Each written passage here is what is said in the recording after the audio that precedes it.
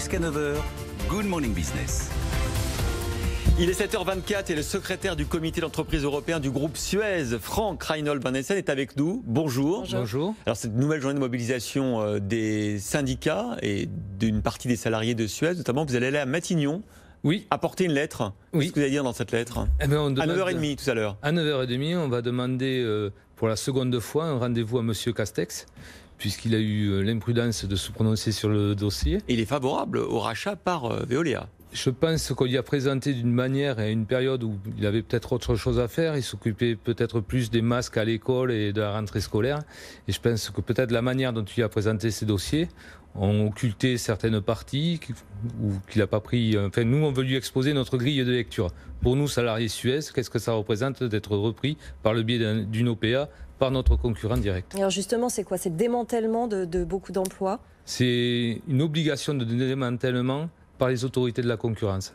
On est sur les mêmes marchés, on est sur les mêmes territoires et les autorités de la concurrence ne laisseront pas... En France en tout cas, effectivement, dans le domaine du traitement des eaux et une partie des déchets. Une grosse partie des déchets, à peu près 75% de l'actuel Suez.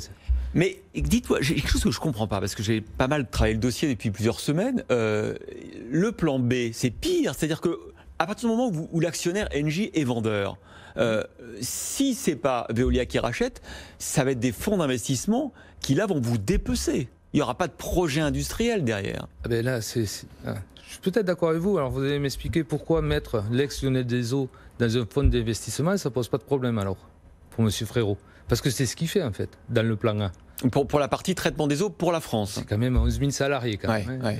Il veut revendre 20% à peu près du chiffre d'affaires et des salariés de Suez. C'est son programme. Oui. 20%. Plus, après, il est obligé par les autorités de la concurrence de céder à des entreprises de taille intermédiaire l'autre partie des salariés. Donc les cessions, on sait ce que ça demande des restructurations, des retours sur investissement, il ne les donne pas. Hein. Mais il dit qu'il va garder 80% de l'activité, et après avoir vendu et les déchets et l'eau en France, là où il y a des problèmes. C'est pas possible. Après moi j'aimerais, on n'est pas dépositaire du projet. Nous on est à l'extérieur, ça se passe entre Veolia et Engie, sur un cours de bourse, sur nos OPA, nous on est complètement extérieur à ça. On a d'ailleurs demandé à M. Clamadieu, ou un représentant de M. Clamadieu, donc le PDG d'Engie, oui. Le vendeur, voilà, qui a 32% des actions, de venir au comité social et économique de la structure de tête pour expliquer sa vision des choses. Il faut de la pédagogie, vous avez raison. Et voilà. Et malheureusement, il n'a pas daigné venir. Donc ce matin à 11h, on est devant ses locaux. On sait déjà qu'il recevra les représentants d'Engie parce que c'est aussi le début du démantèlement des activités de service à l'énergie de chez Engie. On était dans la même revue d'actifs qui a eu lieu au niveau de chez Engie. Il va recevoir donc ses représentants et nous, on va rester en bas. Il a déjà dit qu'il ne nous recevrait pas. À un moment donné, vous allez sans doute devoir vous prononcer en tant que salarié sur deux offres. Celle qui a été présentée par Veolia et celle qui est en train d'être montée par la direction de Suez, qui cherche un plan B avec sans doute des fonds d'investissement, par exemple Antin.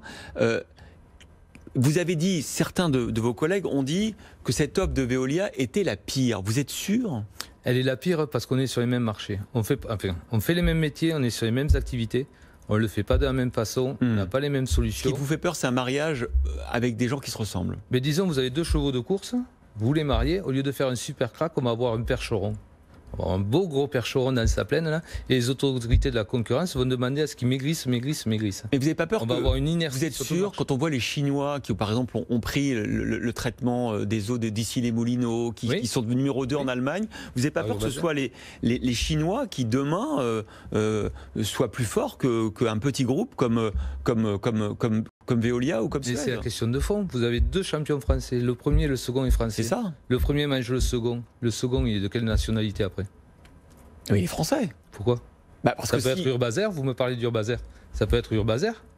Vous faites la place à un second d'une autre nationalité qui va opérer sur le marché français. Mais second, à l'échelle mondiale, on est tout petit. On dit que si on additionne les deux, on est à 5% du marché mondial. Oui. C'est petit quand même, 5%. Les Chinois, ils vont bientôt représenter 20%. Oui, mais c'est petit. Mais sur les activités à l'international, si on en parle, on est à 5%, mais on n'est pas sur les mêmes marchés. On ne répond pas aux mêmes appels d'offres. Donc on est 5%, mais sur deux offres différentes présentées par deux entreprises françaises qui sont différentes. Là, vous réunissez les deux. Ils ne sont pas idiots, les Chinois. Ils ont des autorités de la concurrence et ils vont légiférer eux-mêmes pour cloisonner pense à la direction générale de Suez, à Camus, à Varin, pour présenter une offre alternative qui vous satisfait plus? Écoute, moi je fais confiance. Moi, on est là, on vit la chose de l'intérieur. On espère qu'il y aura un plan B. S'ils viennent de Suez, c'est réconfortant parce qu'on est déjà dans la maison. S'ils viennent de Vinci Environnement, s'ils viennent de Total Environnement, mais on va étudier les choses. Ce qu'on est sûr, on serait moins inquiet que par le concurrent direct. Parce qu'on ne va pas chez Veolia en fait. C'est là où est le biais de la présentation. Aucun salarié Suez n'ira chez Veolia. Il nous prend ou alors il fait le tri. Mais ça, il faut qu'il explique à ses salariés, à lui, que certains vont sortir aussi. Et ça, par il exemple, fait pas. Parce que vous regardez, là, nous, on calcule 4300 suppressions de postes. Nous, on dit 4300. Donc j'ai été interrogé, j'ai répondu à des journalistes. Moi, j'arrive à l'expliquer. Monsieur Frérot, pour expliquer 0 suppression de postes, je sais pas, il faut qu'il vienne à Bisounours Télé ou pas ici, quoi. Vous ne pouvez pas le croire sur une opération de cette ampleur qu'il n'y a pas de suppression de postes, ne serait-ce que sur des fonctions de support. Et ça, on ne lui pose jamais la question. On lui dit, ça va dérouler, c'est super, vous faites un champion, vous allez conquérir le monde. Ça date un peu des années 70-80 quand même, l'histoire du super champion français. On n'est plus dans ce monde-là. On est dans un monde où on a connu le pire il y a quelques mois. Il y a eu une petite accalmie, on voit arriver le pire qui revient. Avec la deuxième vague. Voilà. Nos salariés des traitements de déchets, de traitement de l'eau ont été qualifiés comme essentiels, voire indispensables, parce que quand le pays s'est arrêté, qui c'est qui a travaillé? C'était des salariés de nos entreprises. Et à ces gens-là qu'on est en train de ne pas respecter, c'est-à-dire on vous change tout, on va vous balader où vous voulez, c'est moi qui décide où vous allez travailler, avec quelles conditions sociales, il va falloir les mobiliser d'ici quelques semaines. Ça risque d'être un peu compliqué. Merci Franck Reindl-Bonnessen, secrétaire du comité d'entreprise européen du groupe Suez. On suit, vous le savez, chaque jour cette affaire, ce rachat de Suez par Veolia ou quelqu'un d'autre. Donc on continuera. Merci d'avoir apporté votre point de vue.